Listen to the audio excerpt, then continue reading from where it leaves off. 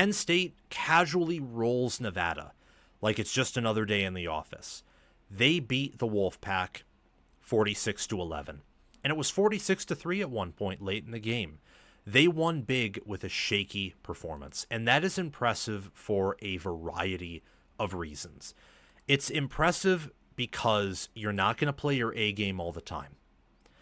So you need to have games where you don't play your A game and you still dominate, and you still go out there and it's tough for the opponent to hang with you.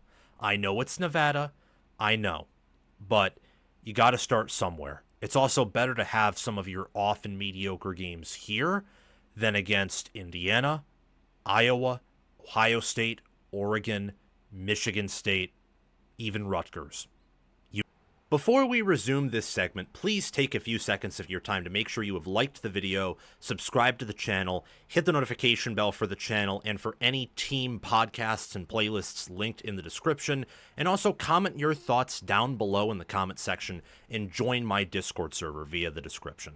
All of those things I just asked you to do are completely free, and they sign you up for things related to my channel, or they don't sign you up for anything. No cost to you, and all the benefit to you because we release daily college football content here on College Football with Sam. If you want to support the channel monetarily, sign up for a YouTube membership or check any other links in the description for my merchandise store and Patreon page. Thank you very much, and let's get back to the segment. You name it. It's better to have those kinks now.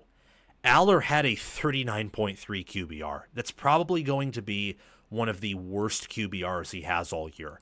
And yet he still had a touchdown, averaged 8.3 yards per attempt with 217 passing yards.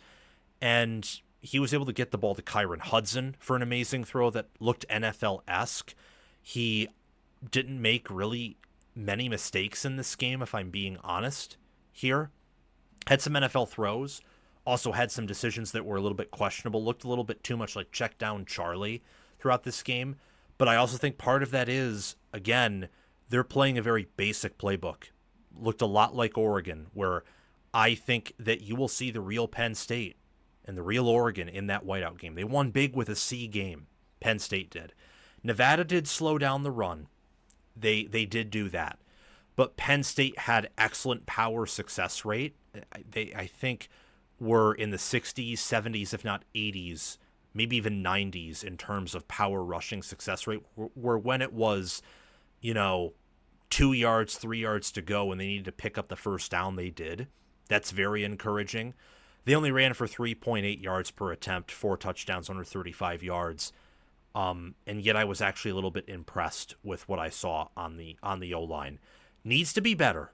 Needs to be better. You can't do that. But some of the power rushing they had and some of the toughness at running back and explosiveness reminded me of that 2023 Michigan rushing attack, where teams are going to load the box, and sometimes you're going to average under 4 yards per carry against a team that you wish you could run for 6 or 7 on, but you have a successful day nonetheless, especially when it counts and you need to convert and move the chains. I loved the receivers. I think that Pena and Hudson looked awesome, and Ross is hurt. When he's healthy, that's going to unlock a new layer, new level to the offense. Penn State had 438 total yards of offense, and yet they forced 3 turnovers, had nearly double the first downs. They had some penalty issues, but they were nearly 500 on 3rd down and were 2 of 3 on 4th down. The 1 4th down conversion they missed came later in the game. They won the time of possession. Denida Sutton had an awesome game with a sack, multiple forced fumbles, and it's just he looked awesome out there. 2.5 tackles for loss.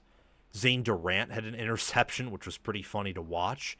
And they had an awesome kick return. Wonderful kick return by King Mack. Long of 73.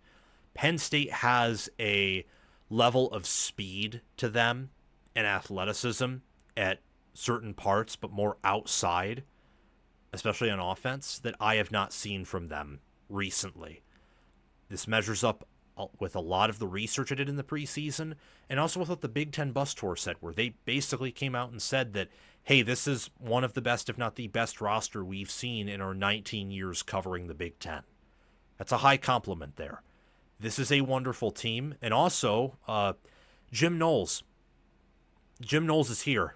He had 3 sacks, 9 TFLs, and Chubba Purdy is probably the fastest quarterback they will play on the schedule.